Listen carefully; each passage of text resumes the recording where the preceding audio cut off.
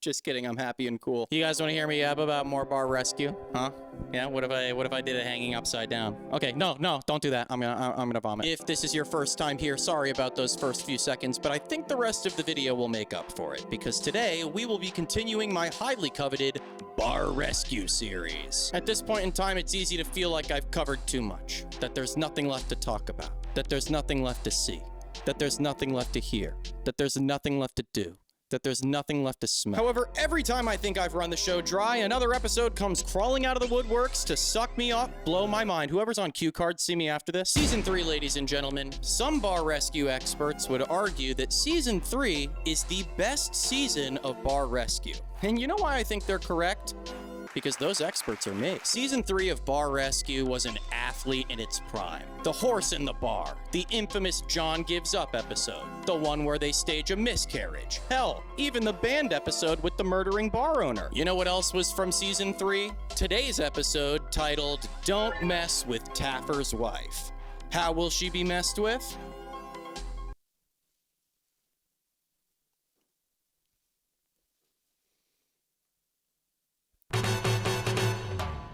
Las Vegas, Nevada. Known as the live entertainment capital of the world, it is home to 15 of the world's 25 largest hotels and casinos.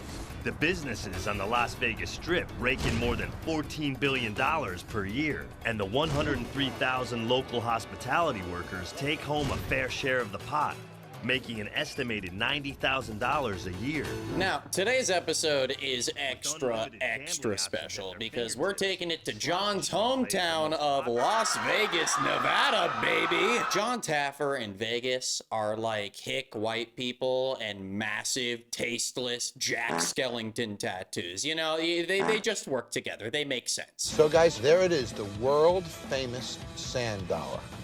Doesn't look world famous, does it? Look at the sign. It says sand dollar. Shouldn't it say, you know, bar, gaming, video poker? Yeah. Doesn't even say live music. Is it a dollar store? It could be a bathing suit store. It's supposed to be. Ah, well, you were definitely onto something before you said that. Yeah, I was thinking more motel that you get murdered at, but I can see it, okay? I'm lying, but yeah. I also love hearing John talk about gaming. You know, I know he's talking about it in a gambling sense. Gaming? Video poker? Yeah. Gaming? But I'm gonna think about it my way. Yeah. Our mixologist today is Jen J. Not sure if we have any Jen J fans out there, but oh boy, here she is. Unfortunately, she pales in comparison to our other expert for the episode who, let's just say the guy really likes gambling. John has brought in Anthony Curtis, president of LasVegasAdvisor.com. Anthony has been a professional gambler for more than 15 years and has even been banned from casinos after frequently pulling in hundreds of thousands of dollars in a single sitting. Pretty fucking sus, man. Professional gambling, while a real thing, just sounds so made up and problematic, doesn't it? A professional gambler is technically defined as someone who makes their primary income from gambling and is therefore self-employed, but that doesn't make my notion entirely incorrect. You only have to make $400 a year to be considered a tax-paying self-employed individual, meaning you could be successful like Anthony Curtis, or you could be a gambling addict and call it a job. Technically. Also, just because this guy is successful doesn't mean that he can't be a gambling addict, okay? In fact, most of the time the two go hand in hand. That being said, we'll be watching. Think of all the hospitality employees that drive by this place every day. They like to drink, they like to gamble, they like to have fun, they love live music. There's a great audience here. So I asked my wife, Nicole, to come in and do the recon. She is a local, you know, we live here. Oh, we know John! I knew!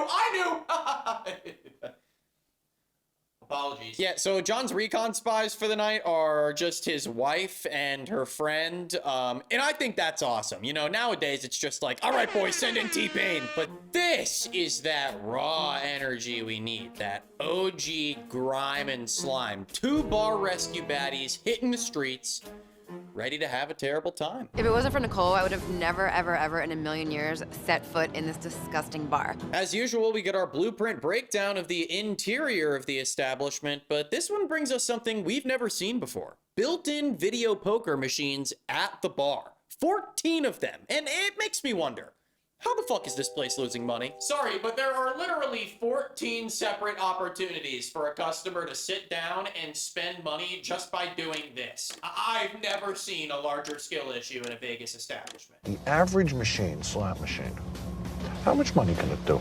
In a typical gaming bar, you're looking at about maybe between $2,000 and $3,000 a day. They should be winning about 4 to 5% of that, which makes each machine, worth about $40,000 to $50,000 a year. In profit? In profit, yeah. They have 14 machines in there. It should be between $500,000 and $750,000 a year. Yeah, but honestly, you could double or nothing, and you could just call it $1 million if you're feeling. Sir, please step away from the table. I didn't touch.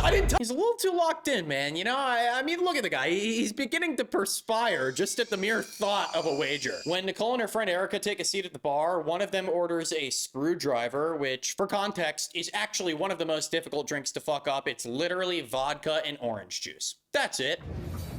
What did you put in this? Vodka and cranberry. Oh, so the skill issues are pretty serious, folks.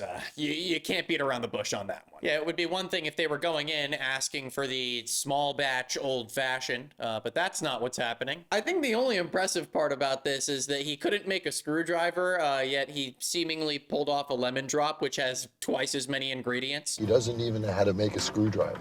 He knows nothing. All right, man, easy. Come on. It's a world of mystery, folks. But isn't that what we come to this show for? A good old bar rescue whodunit mystery? In fact, speaking of whodunit, who done this bar?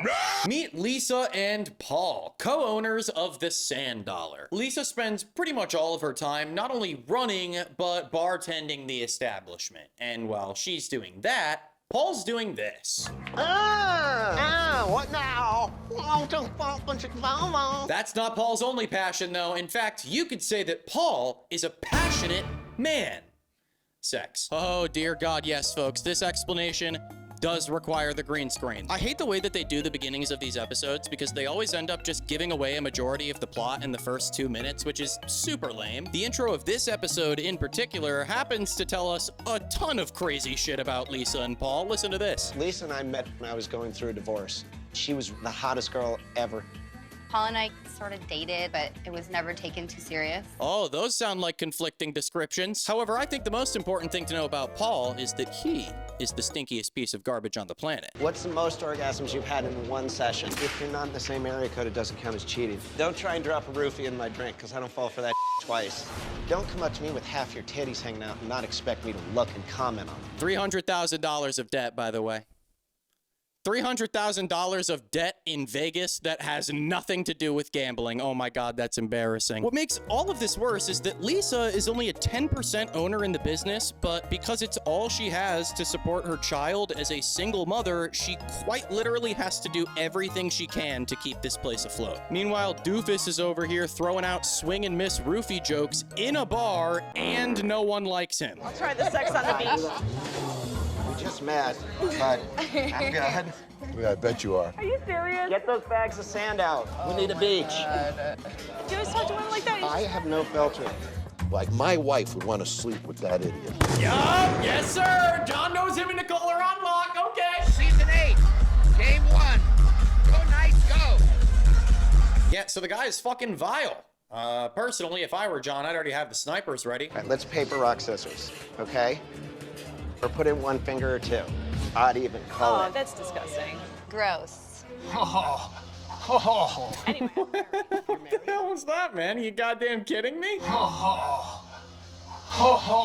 Watching your current employer's wife get sexually harassed and busting with excitement is crazy. Look at this screenshot. I've never seen a genuine look of terror on John's face before. Paul lacks so much of a filter that he basically assaults social anxiety itself. It really makes you wonder how people like this make it this far in life. Well, guess what? Paul has the lamest claim to fame of all time. He claims that he can tell what a woman's vagina looks like just from the crease in her arm. God, makes me want to swallow an iPhone. Things get taken a step too far, however, when Paul decides to demonstrate his class act on Nicole, forcing John into action yet again. To do what, though, exactly? I'm disgusting? Yes. Hey, Doc! I'm watching you hit on my wife and disrespect her. Is that the way our relationship is gonna start? Whoa. You're hitting on my wife. Listen, I'm not hitting on your wife. If I were hitting on your wife, we'd already be out of here. Whoa! This is it, man. This is the moment I've been waiting for. Please, annihilate someone. Really? Yeah. I got your freaking game, and I know exactly what you're up to. You will never touch my wife. Nicole, we're leaving. And honestly, I don't know if I want to rescue your damn bar. Nicole, let's go. No, that was it. That was the only chance. Oh, God, if it was ever going to happen, it was going to happen there. It was worth the case. It was totally worth the case. Last night, I woke up to a nightmare when I opened my eyes to find out I was lounging in jeans. Oh, God, look how terrified. But it turns out that metaphorical nightmare was actually just a nightmare, and I actually woke up to find out that I was wearing MeUndies, the sponsor for today's video. MeUndies has a cut for every guy's butt, and with over 10 different styles ranging from boxer briefs to jock straps and 100 different colors and prints ranging from black to all over dinosaurs, why have you been buying anything else? I love dinos. Check out these boxers and lounge pants they sent me. MeUndies has a signature super soft micro-modal fabric, and what I love most is how breathable it is. Whether I'm sleeping or standing, I need to breathe. Be sure to check out the Move Me line with Breathe Fabric, which has moisture wicking and anti-odor technology. Folks, MeUndies cares, so they make sure to use sustainably sourced materials and work with partners that care for their workers. And hey, if you don't love your first pair of undies, it's on them. Be your most comfortable self this fall with MeUndies. Get 20% off your first order plus free shipping when you go to MeUndies.com/AndyKing and use promo code AndyKing. That's MeUndies.com/AndyKing to get 20% off plus free shipping. MeUndies, comfort from the outside in. Don't come up to me with half your titties hanging out and not expect me to look and comment on it. He doesn't even know how to make a screwdriver. He knows nothing. If it wasn't for Nicole, I would have never, ever, ever in a million years set foot in this disgusting bar.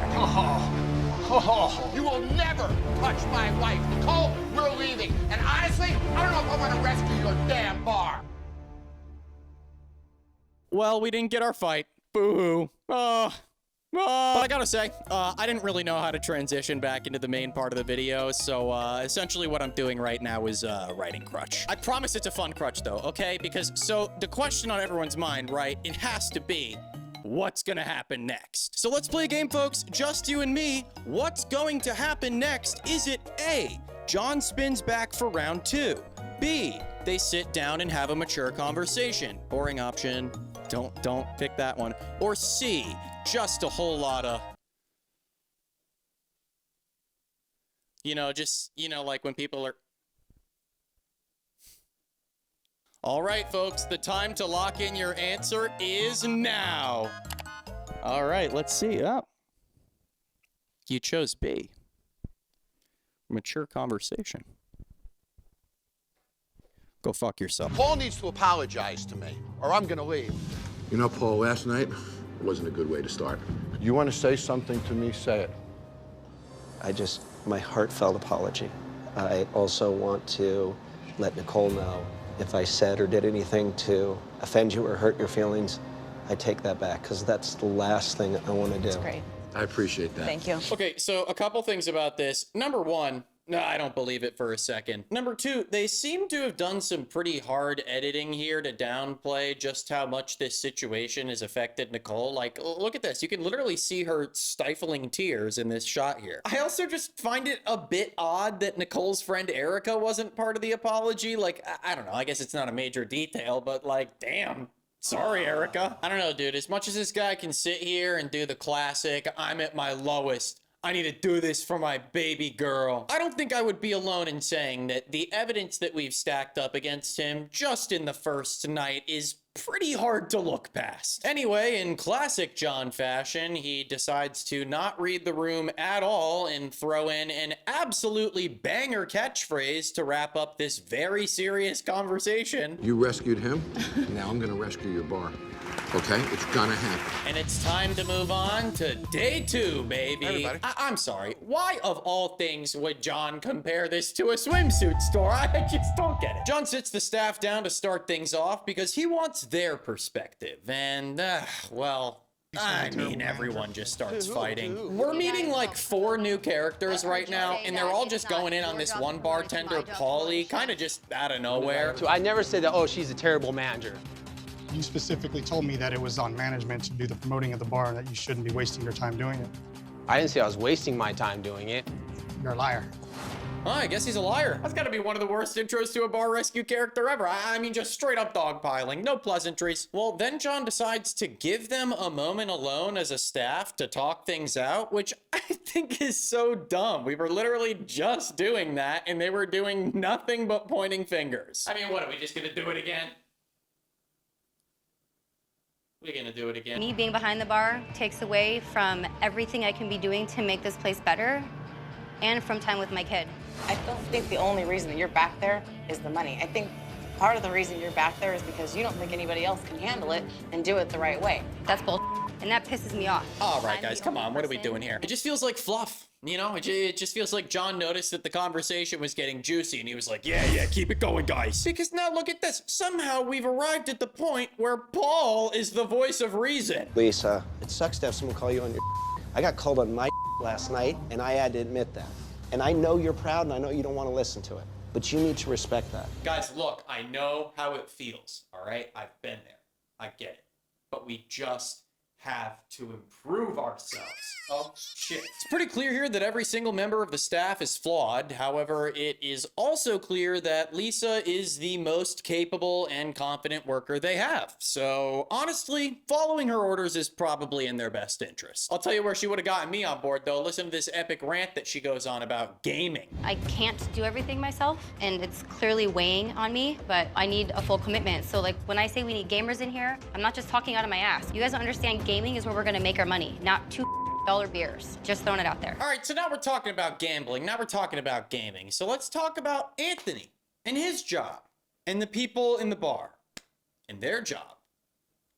And, I find the business of gambling very interesting because the overall goal of a casino worker is to keep people gambling. So you're a partnership here. We want this thing to work. How do we do that? You get on their side. You root for them a little bit. When you can, just say, how's it going, bro? It's all right. They like that. You want them to stay. You want them to pull another 20. It sort of becomes a question of morals, right?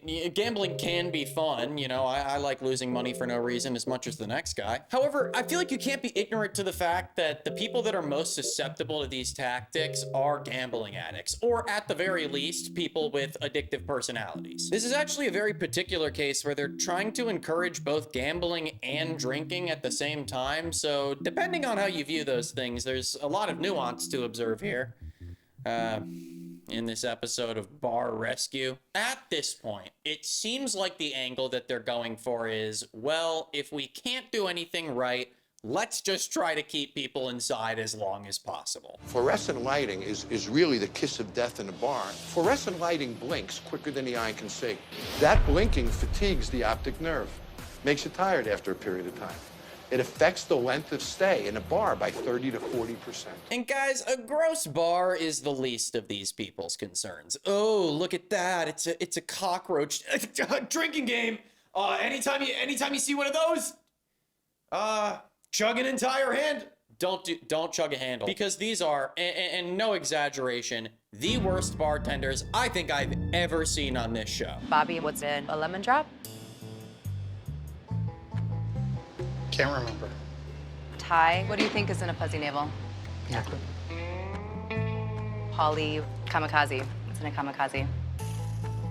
They are so dumbfounded that it feels intentional. It's like weaponized incompetence. They're literally reaching around the bar as if they have their eyes closed. I mean, exaggeration does not exist in this show. It is hyperbole personified. With that considered, it seems like gambling is going to be our saving grace here. And to give John and Anthony credit, they're incredibly valuable players in this market, especially being locals. And from the discussion they have about strategy, it's clear that we have some directly applicable expertise here. Something that I think is kind of rare on Bar Rescue. Let's face it, this isn't the most experienced bartending staff in the country.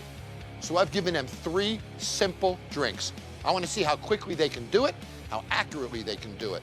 I want to see how Lisa manages. I want to see who gambles and how long they stay. This stress test goes about as smoothly as you think it would. which is not. But I gotta say, folks, this is a textbook stress test. I mean, it checks all the boxes. As usual, John intentionally fucks it from the start by bringing in a boring blues band. For live entertainment, I'm bringing a blues band here, and I want to see how the crowd responds to it so I can create a new concept. A blues band just really doesn't really fit the crowd that they're trying to achieve here. I wanted to leave after the first drink. The embarrassment ritual for the night is this cowbell that Jen keeps wailing on every time they mess up. So I'll be right with you guys, okay? Thank you, buddy. We're getting passed over. We're not getting drinks served to us.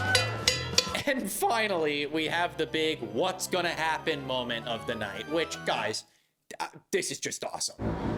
Excuse me. Hello. Tonight, it's like the holy grail. When I see huge boobies, I just don't have a clutch. The that comes into my head comes out of my mouth. Thank you all so much for coming out and supporting us. Let's go, baby! The gooning streak is broken! Look at how happy John is about it. I am gonna call it the show for a second here, though. I feel like the countless zoomed-in boob shots when Paul is talking about boobs, it's a bit much editing-wise. I don't know, I would just argue that by doing that, I mean, the show crew itself is technically being just as objectifying as Paul. I'm just trying to be fair. It's weird. John keeps talking about how proud he is of the guy, and it feels like we're kind of just ignoring the fact that he's a depraved piece of shit. All right, so Lisa can't relinquish control of the bar, the band is boring, and people aren't gambling because the payout is shit. This is a tough situation, and it forces John to make, I'm gonna say, a pretty uniquely evil move. To get it through their heads that the blues brand is simply not working, John has the sign for the bar taken down while all of the employees watch. Then he's just like, So you guys ready to go to work? Yeah, let's do it. Let's do it. Now you'll probably notice the lack of food in this episode, and that is because we don't need to eat, we need to gamble. While it appears that looser schedules may lead to losses by forcing the bar to pay out more, the improved payout schedules actually entice gamblers to stay longer, drink more, and come back again. So what I did is I called the route operator. We're going to raise this payout a little bit. I do know that if we take a big hit, it affects her very negatively. Well, you know what that's called in the business? It's called sweating the money. You've got to embrace winners. Rejoice them. Put pictures on the walls. This is where the whole gambling issue comes full circle for me, right? Because we're already losing money, right? But now we're gonna make another risky decision with our money to hopefully make more money. We're gambling on gambling. Obviously, it's what they need to do to help the business, but it doesn't change the fact that from all angles, it's wildly ironic. I wanted to put together a unique cocktail program for this bar, something the locals would find special. So we're using beer mugs as our vessels, and we've created special cocktails that foam on top. From a distance, they look like beer. Once you taste them, you know they're not. Okay, I actually happen to find this really cool because typically when it comes to concept, this show is about as talented as Paul is at picking up women. I would absolutely love to go to a place like this, especially as someone who doesn't always enjoy beer. You know, I genuinely think that this is a great concept. We gotta give him props for it, okay? Hey guys, stop. Too loud. And by the way, folks, the drinks look yummy. In fact, I should beat my own ass for ever doubting Jen J. She's dealt with absolute idiots since moment one and still came out on top with unique ideas. Can't say the same for Anthony. That was just peer pressure. So how's this gonna wrap up, folks, huh? Is John just gonna... Guys, what if John just pooped in front of everyone in the parking lot before the big reveal? Is John just gonna do what he always does and brand the place so terribly that they get even less customers than before? Honest to God, 50-50. 1, 2, Oh, God. 3.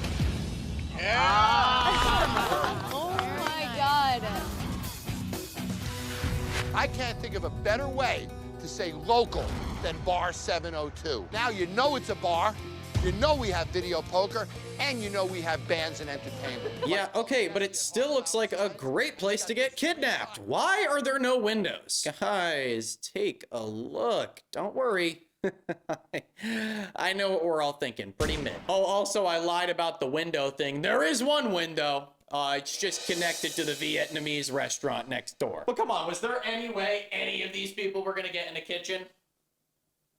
Do they even have a kitchen? That's actually really good, dude. Burger Spring Mountain, and it looks like a bear, but it doesn't taste like a bear. I never seen this before. Dude, that's what I'm saying! Dude!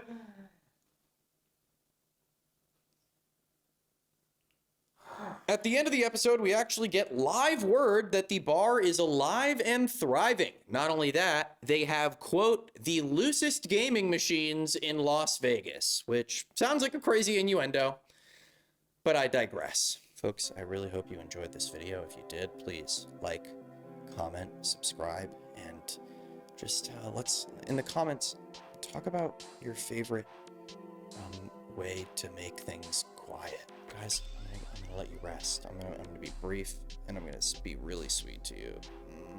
And I'm gonna say thank you. That is all that I have for you this time, but until next time. Okay, guys, bye. Okay, guys.